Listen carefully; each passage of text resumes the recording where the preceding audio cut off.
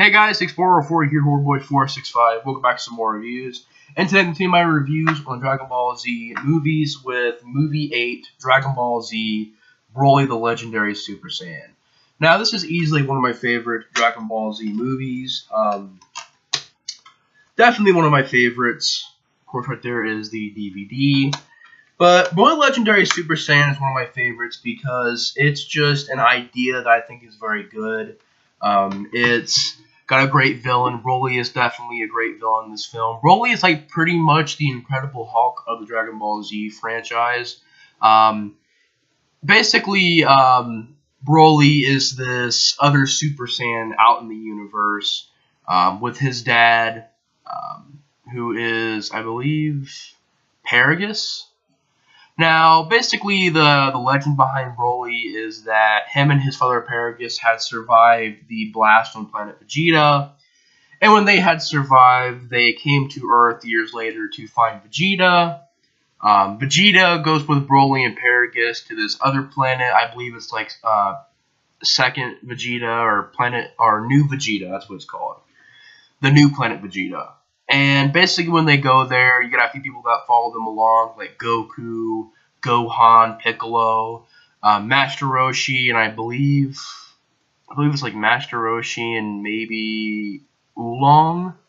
I really can't remember if it was Master Roshi and I don't think it was Yajirobe. I think it was Oolong. But Oolong and Master Roshi go along as well. And when they get there, Broly acts a little bit weird around Goku, acts like he's enraged by Goku, and pretty much what you find out is that when Goku was still a baby, he was put in the sort of same chamber as Broly. And this is kind of a weird part of the story because I guess Goku crying made Broly absolutely mad and wanted to kill Goku. And from there on, Broly became one of the most powerful Super Saiyans out there, becoming the Legendary Super Saiyan.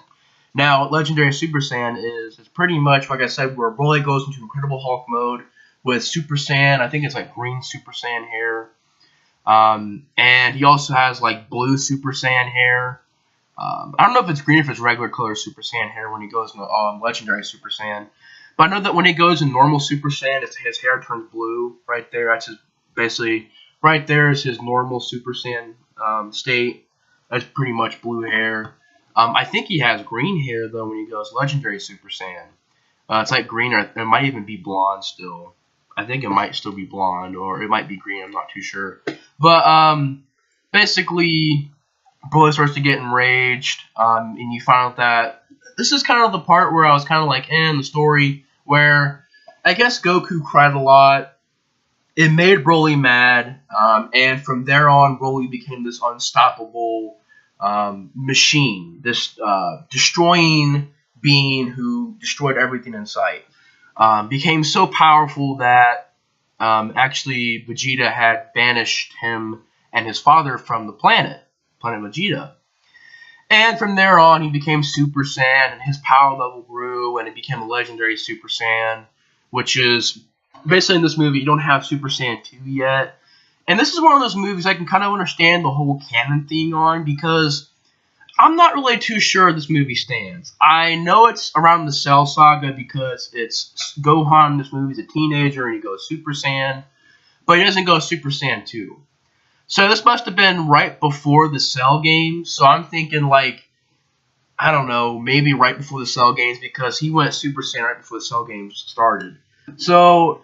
This is one of those movies where people are like, well, it's non-canon. I can kind of see why it's non-canon because it's kind of hard to place this movie in the timeline because it's confusing to think about. So while that was all going on back on Earth, because before Broly even showed up, they were like celebrating something, and you know, Krillin had that hilarious scene where he's singing, and it's just really like, so that was all going on before the Cell games, like as the Cell games was getting ready to happen, but yet Goku, Gohan, and Vegeta, and Piccolo, they all go to this new planet to fight Broly, but there's still the party going on back on Earth, but there's also still the Cell games going on. So they leave the planet Earth, which has Cell on it, who could potentially destroy the Earth, to go to this other planet to fight Broly, because even King Kai was saying that Broly has destroyed one of the universes, and describes a Super Saiyan that's destroyed one of the universes. Describes a power level that was beyond the Super Saiyan, and Goku doesn't really know who it is at first, but when he finds out how high Broly's power level is, he ends up finding out that Broly is this unstoppable being and who actually destroyed the other universe. And from there on, Broly goes into Super Saiyan mode, beats Goku up a little bit, but Goku fights back with, Kaioken and stuff like that. And then Broly gets really mad and goes to Legendary Super Saiyan mode. You also have Trunks in the movie, right there in the front. And pretty much from there on, you have, on this new planet, you found out that Paragus had brought Vegeta there. It was going to get revenge on Vegeta because his father had ended up banishing him and his son to basically off the planet. So Vegeta, I guess, was going to go there to become the new ruler of the planet, but then, of course, he found that he was kind of tricked. But, of course, Vegeta fights back against Paragus and Broly, and Gohan is there, and he goes Super Saiyan. Trunks is there, he goes Super Saiyan. Piccolo's there, and Goku's there, and he goes Super Saiyan as well.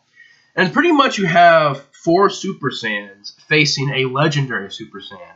You also got Piccolo in the fight as well, who also does a really good job in the film. Tries to help as much as he can. And so you have, Piccolo, and you have 4 Super Saiyans, 5 of the most strongest fighters from Earth fighting Broly Legendary Super Saiyan mode. And it's still not enough. Literally, when they punch Broly, did a little bit of this in Super Saiyan 2013, where they punch Broly doesn't even flinch. There's not even a scratch on Broly. They do blasts on Broly. They do the Kamehameha blast. They do all kinds of stuff. I believe Piccolo, I'm not sure if he has Special Beam Cannon or not, but I know that they do all these blasts on Broly, and it doesn't even affect him. And Broly just destroys the fighters. Takes Vegeta, punches him through this rock. Goku gets thrown onto the ground, caves the ground in. People are getting punched through buildings, punched through mountains, some landscapes that were formed on the planet. And Broly just pretty much beats the crap out of everybody. To the point where Trunks and Vegeta and Gohan and Piccolo have to all share their energy to Goku. And Goku becomes he's still a Super Saiyan, but he's got his power to the max. And they share their energy with Goku. And a little bit of an anticlimactic ending where Goku pretty much goes up, punches Broly one time, I guess, where he was stabbed, and punches him right here, and his fist goes right through Broly. Broly starts to bleed out of his chest, and he flies in the sky, and he blows up. And from there on, it's pretty much the end of the movie. You know how it goes. Everybody's okay. Broly actually, even before he dies, kills his own father, Paragus. Paragus is in the sand pod, and he's getting ready to go away, and Broly crushes the sand pod, the sand spaceship, and throws it across, basically all the way up into the outer space. And, Broly being the villain in this movie was definitely a great villain. He is pretty much the Incredible Hulk of the Dragon Ball Z franchise. Goku and everybody's doing punches to Broly and blasts, doing everything they got, and it's not even making Broly flinch. It's not even leaving a mark on Broly, and Broly is just destroying the Z fighters. And I really, really enjoy the fight scenes in this movie. It is a bit of a longer movie. It's about 1 hour and 12 minutes. One of the more longer films. So it took a little bit to get to the actual fight. And then when it gets to the fight is a bit dragged out because it's about, 20 to 30 minutes to get to the fight. And then the fight lasts for about 20 to 30 minutes. Maybe even a little bit longer than that. The fight actually lasts for a long time. And when the fight carries on like that, it starts off really good. Even in the middle of the fight gets really good. But towards the end of it, when Goku and everybody's still getting beat up, it was kind of like, okay, it's been 20, 30 minutes. Can we please go on to a different thing? And then finally when the fight ends, Goku gets powered up again and then punches Broly one time, and Broly dies. It was sort of anticlimactic. I was like, okay, it could have been Goku. Maybe in this film, it was because there was no Super Saiyan 2 yet, but I was kind of wishing maybe if someone went Super Saiyan 2, And even if Gohan, maybe this was to be after the Cell games, like in BoJack Unbound, when Gohan went to Super Saiyan mode, he couldn't fight BoJack anymore. I would say I thought the ending to BoJack was a little bit more better than the ending of Broly, the first movie. Because at least the ending of BoJack, you had Gohan going to Super Saiyan 2. And he's all powered up and he basically destroys these people. But I don't know. In that movie, when Gohan powered up, and yeah, he did kill people pretty easily, I don't know. I bought it a little bit more than just, okay, Goku's at full power Super Saiyan 1, punches Broly one time, and just explodes. I don't know. The ending kind of felt a little anticlimactic, but I do enjoy the story. The story of, Vegeta, or the backstory of Broly, a little bit of the backstory of Broly. The whole thing where Goku was crying, and from there on, Broly became unstoppable. I didn't really understand why Broly became this unstoppable killing machine just because Goku was crying. Now, I could see if maybe, I don't know, somehow Vegeta or someone was involved in Paragus, and maybe Paragus died, and Broly was trying to seek revenge for his father, something like that. But for just being Goku crying, that's pretty much what makes Broly mad and upset, and makes him go on these enraged and killing, not really killing spree, but he just destroys things and becomes, his power level increases until he becomes a legendary Super Saiyan. I don't know, just because of Goku crying, I didn't really think that was kind of a good origin of, why Broly has so much rage. And Broly's a pretty cool bad guy. I mean, like I said, he becomes the Incredible Hulk pretty much, and, he's unstoppable. You believe he's unstoppable, and his power level is way beyond a Super Saiyan. And I believe this is the first time that we got a Super Saiyan that was past a Super Saiyan, because in this movie, I don't think Trunks and Vegeta go Super Trunks and Super Vegeta. I think they're just Super Saiyan 1 still. And this is before Super Saiyan 2, so I believe this is the first time that we actually had a Super Saiyan, beyond a Super Saiyan. Because I don't believe Trunks went into Super Trunks. I don't believe Vegeta went into Super Vegeta.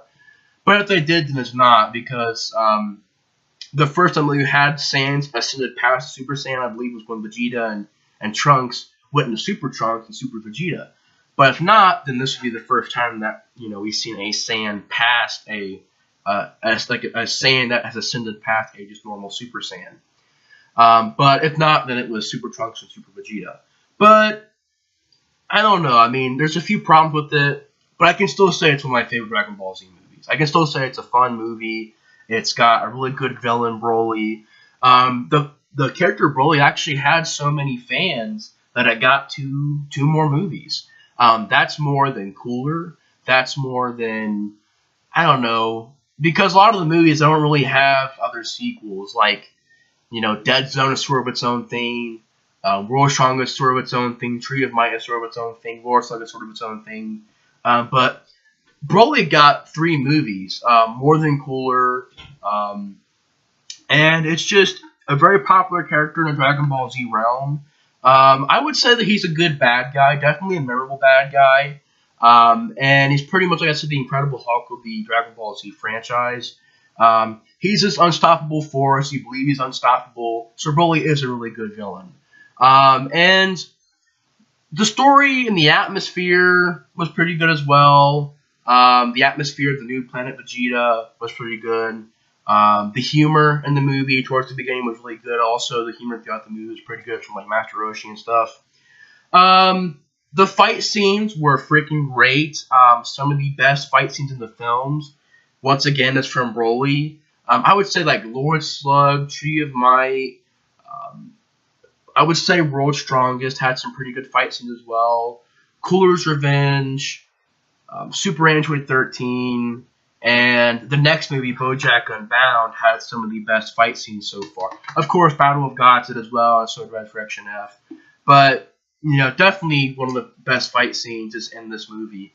It just got dragged out a little too long because it took 20 to 30 minutes to get to the actual fight. And then the fight carried on for 20 to 30 minutes of people getting beat up, and it was kind of got boring a little bit because it was okay, let's do something different. I get it, he's powerful, but to have somebody get beat up for 20 minutes, to have this fight carry out for 20 minutes, or even like 15 minutes or 15 to 20 minutes. It just got carried out a little too much. And then Goku coming back and then doing one hit. It would have been awesome if maybe like a spirit bomb, or maybe I believe he charges a spirit bomb in his fist and he punches him or something like that, or he just charges his full power and punches Broly in the chest. He pretty much punches him like right here where he got stabbed when he was a little kid. Because if I don't think they tried to kill Broly because of how powerful he was with Planet Vegeta. And I don't know. I mean, Goku literally powering up with everybody's power. Not really much of a fight. Just Goku punching him one time. I don't know how to feel about that. I thought that was kind of just anticlimactic. It could have been much more of a bigger fight. It would have been awesome if it was maybe a Kamehameha blast. You know, one of the biggest Kamehameha blasts in history, taking out Broly. Or maybe a spirit bomb formed and taking out Broly. But just a punch. And even if the spirit bomb got charged, I don't think he charged spirit bomb in his fist, but I know that he, like, since he was full power, he just pretty much punched Broly in the chest one time, and Broly just died. He explodes. I didn't really know how to feel about that ending. That ending was kind of anticlimactic.